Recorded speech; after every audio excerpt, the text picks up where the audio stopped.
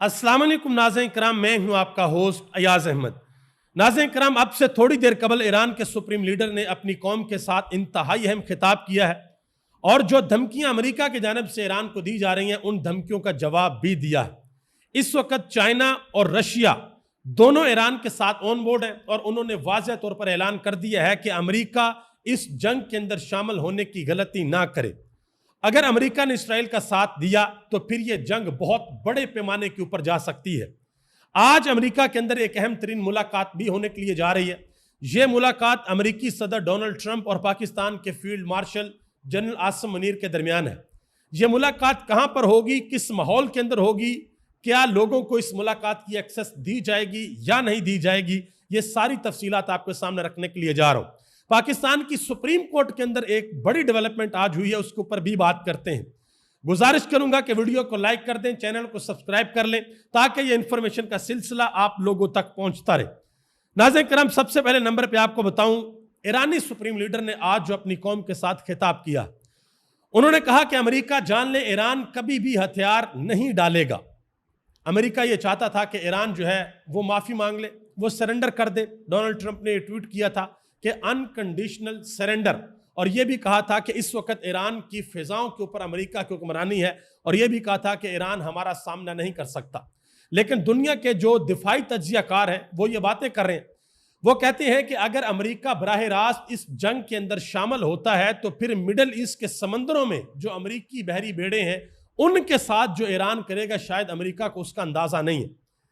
जो इसराइल के अंदर मिसाइल जाते हैं उनको तो टाइम लगता है ना, कि वो ईरान से उड़ते हैं, इराक को क्रॉस करते हैं, उर्दन को क्रॉस करते हैं, कुछ सीरिया के ऊपर से होते हुए जाके फिर वो इसराइल के अंदर गिरते हैं। लेकिन यहाँ पर तो कुछ सेकंड्स के अंदर जो है वो ईरान के मिसाइल पहुंचेंगे, और यहाँ पर अमेरिका के पास कोई स्ट्रॉन्ग एयर डिफेंस सिस्टम भी नहीं है कि वो इन मिसाइलों को रोक सके।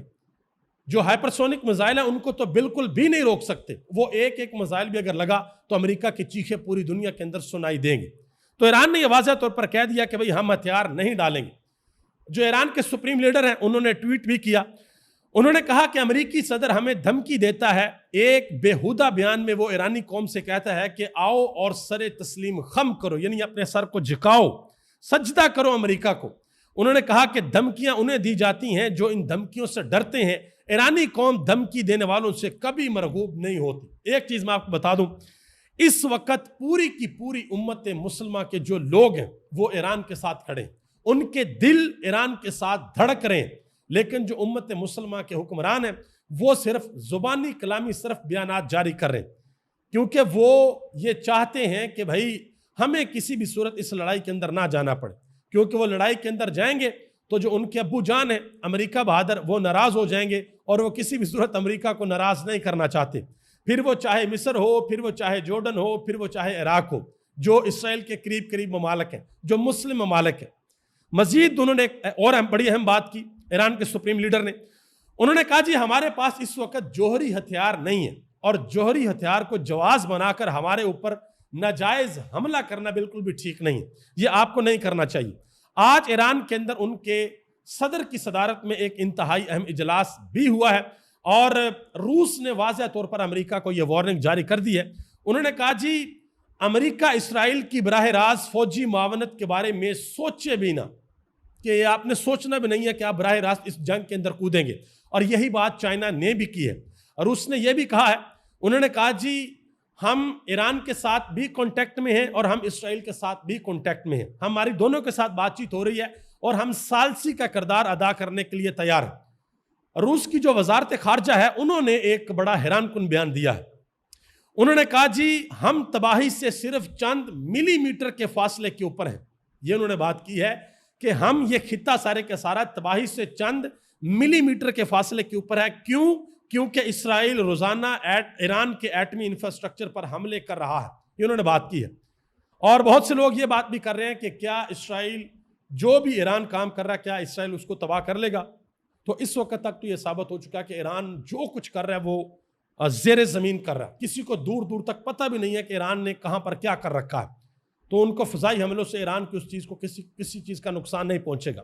लेकिन आज जो ईरान के सुप्रीम लीडर ने खिताब किया है, इस खिताब के बाद इसराइल ने ईरान पर बड़े पैमाने के ऊपर हमला किया है, और उस जगह पर भी हमला किया है जहां पर ईरान के सुप्रीम लीडर मौजूद है, लेकिन ये इतलात है कि वो महफूज है, उन्हें किसी किस्म का कोई नुकसान नहीं पहुंचा। तुर्की के सदर रजब तैयब एर्दोगान, उन्होंने एक बयान दिया। उन्होंने कहा जी जो इसराइल के वजीर आजम है, नस्ल खची के जुर्म में उन्होंने अब सबको पीछे छोड़ दिया, हिटलर को भी पीछे छोड़ दिया।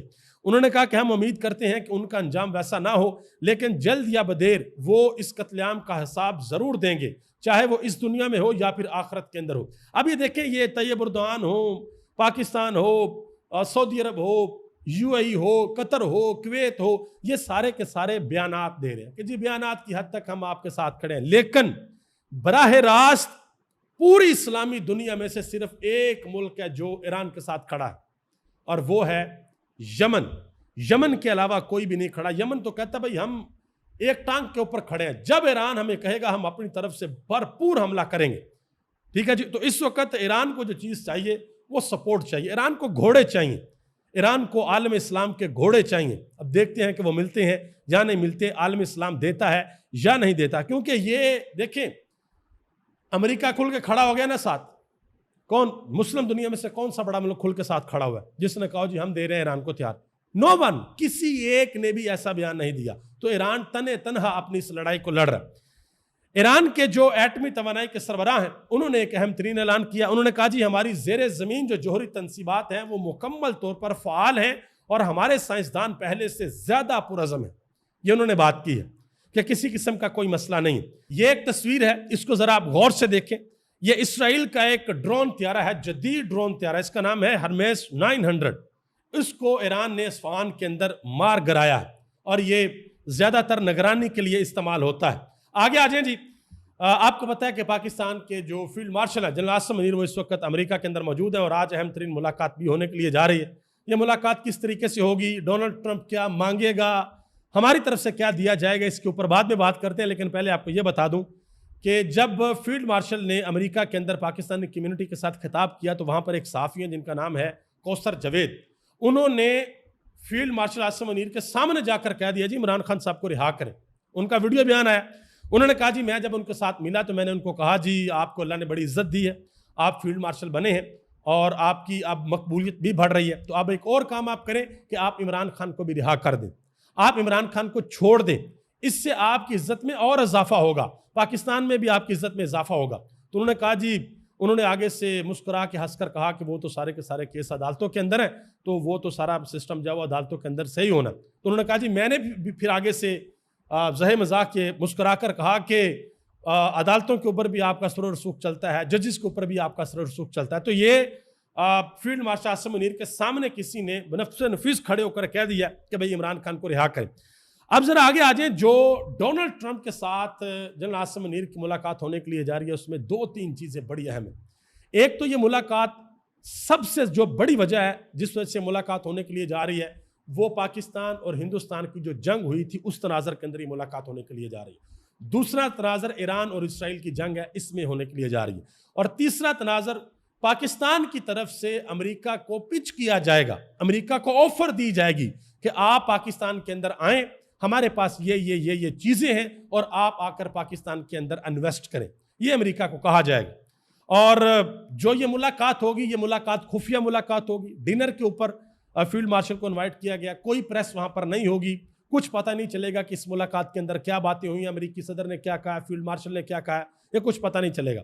बहुत से लोग इस वक्त सोशल मीडिया के ऊपर तरह तरह की बातें कर रहे हैं, लेकिन मैं आपको पाकिस्तान की तारीख अगर बता दूं और अमेरिका की तारीख अगर आपको बता दूं तो अमेरिका ने हमेशा, अमेरिका अपने मुल्क के अंदर बड़े नारे लगाता है जी जमहूरियत होनी चाहिए, दुनिया के अंदर जमहूरियत होनी चाहिए, लेकिन अमेरिका ने हमेशा पूरी दुनिया के अंदर जहां जहां पर इनका काम चलता है वहां वहां पर कहते हैं ठीक है जी जमहूरियत, और जहां जहां पर इनका काम नहीं चलता वहां पर कहते हैं जी हमें जमहूरियत वगैरह कुछ नहीं चाहिए, हमें वो बंदा चाहिए जो हमारे काम करे। तो पाकिस्तान की तारीख आप थ्रू आउट उठाकर देख लें, मैं किसी का नाम नहीं लूंगा, आप वन बाय वन देख लें, सब ने अमेरिका को कहा कि यस सर, जो आप कहेंगे हम वो करने के लिए तैयार है। और इसकी सबसे बड़ी वजह क्या है? इसकी सबसे बड़ी वजह यह है कि पाकिस्तान IMF के कर्जों के तले दबा हुआ है। हम उनको आंखें दिखाई नहीं सकते, हम उनको कह ही नहीं सकते कि नहीं भाई हम आपकी बात ये नहीं मानते, लेकिन एक लीडर पाकिस्तान के अंदर ऐसा है जिसने पूरी दुनिया के सामने तने तना खड़े होकर कहा, दो चीजें उसने कही। एक उसने कहा कि क्या हम तुम्हारे गुलाम हैं कि जो तुम कहोगे हम वो कर लेंगे। ये उसने यूरोपीय यूनियन को कहा, और अमेरिका को उसने कहा कि एब्सोल्युटली नॉट। और फिर आज तक वो लीडर यानी कि इमरान अहमद खान न्याजी, वो अपनी इन चीज़ों की, अपनी इस बहादुरी की वो आज तक कीमत चुका रहा है। आगे आ जाए जी, पाकिस्तान की सुप्रीम कोर्ट के अंदर इंतहाई अहम डेवलपमेंट हुई है, वो आपके सामने रखने के लिए जा रहा हूँ। इससे कबल जो मखसूस नशिस्तों का केस चल रहा था उसमें एडवोकेट फैसल सदीकी साहब वो सारे के सारे दलाइल दे रहे थे, उनके दलाइल खत्म हुए हैं। अब आए हैं बैरिस्टर सलमान अकरम राजा। आज उनका पहला दिन था, और जो पहले दिन उन्होंने छक्के चौके मारे हैं वो पाकिस्तान की तारीख के अंदर याद रहेंगे।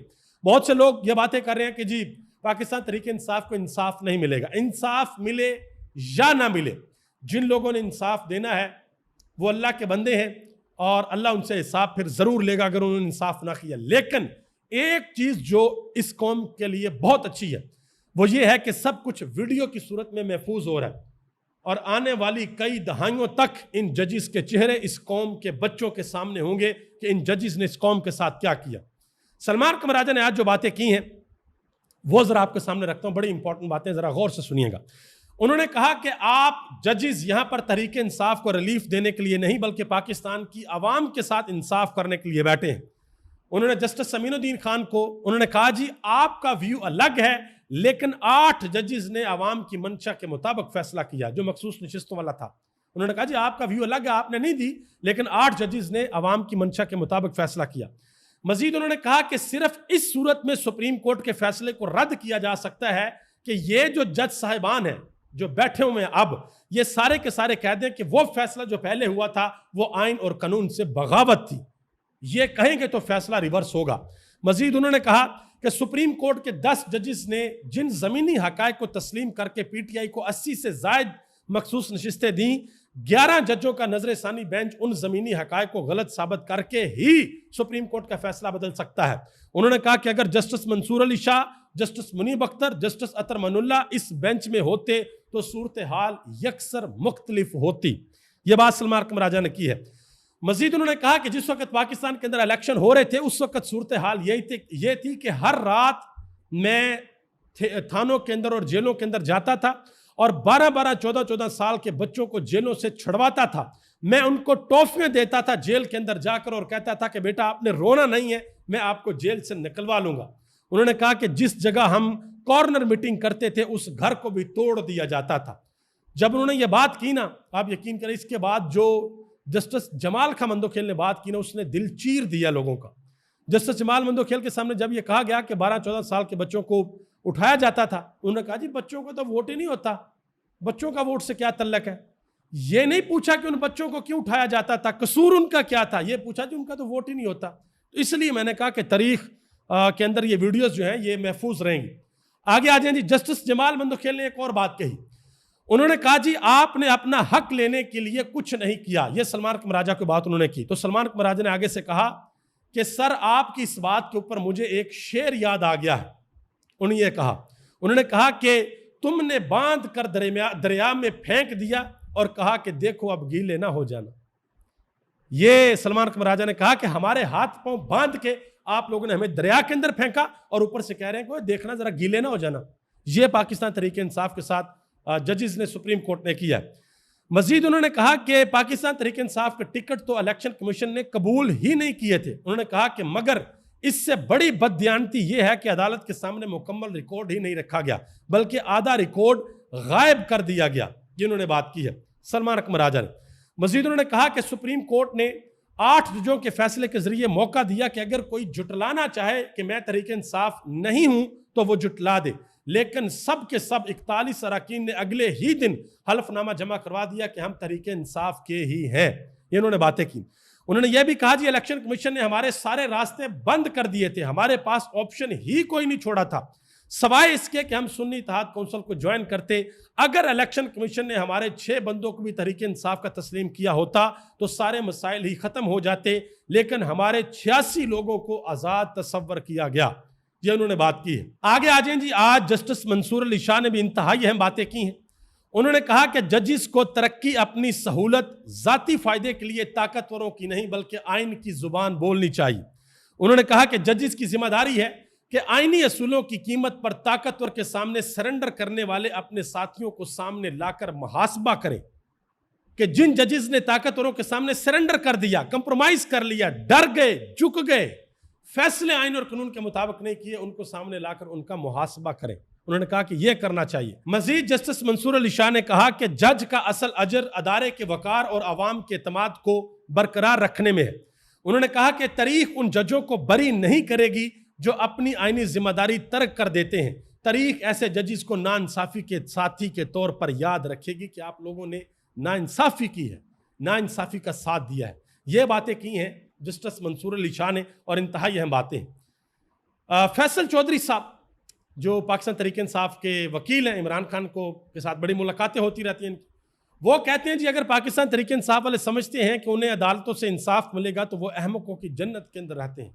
उन्होंने कहा कि इस मुल्क में आइन कानून ख़त्म हो चुका है। जिस तरह काजी फायज ईसा ने लोगों को अपनी मर्जी से वोट का हक छीना लोगों से, इसकी मिसाल नहीं मिलती। ये बात की है फैसल चौधरी ने।